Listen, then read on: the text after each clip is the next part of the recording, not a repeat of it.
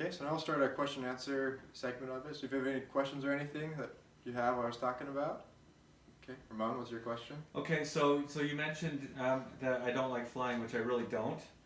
I think that there's a lot of things that can go wrong in the air, and I know that there are systems put in place like you talked about, but with the different systems that are in place, I've talked to a lot of pilots that said there's nothing ever to worry about, and others say you just got to stay on your toes, don't fall asleep while you're flying. It scares me right to death, but it's okay, I still fly. What is your motivation for becoming a pilot and flying? Why do you want to do that? For me, flying. So the first time I ever flew was when I was in Boy Scouts. Kind of got the aviation merit badge, and first time I was up in the plane flying. Like for me, I feel like a sense of peace. It's kind of each person feels a little bit different, but I feel very peaceful in the sky. And then like probably 2 weeks ago, I went up in the plane, flew again, and just being in control of the plane. Like it's just kind of like the quote says, like it's a rush for me. Like it's you turn something and you can feel the whole plane shift. And for me, I like that feeling, my gut kind of changing positions. So let me ask you a follow-up question then.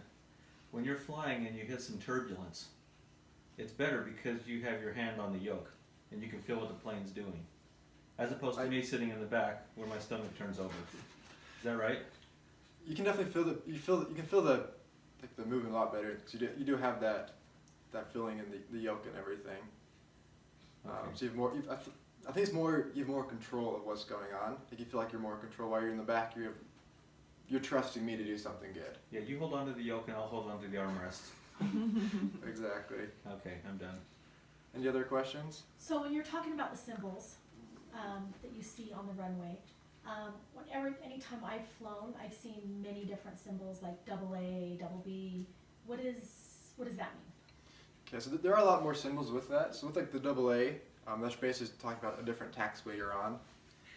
So with airports, like the bigger airports, there's a lot more taxiways trying to get from one place to the other place. Or like smaller airports, there's like 1 or 2 taxiways. So like the AA just means is just a different taxiway you're on. Okay, cool. Any other questions?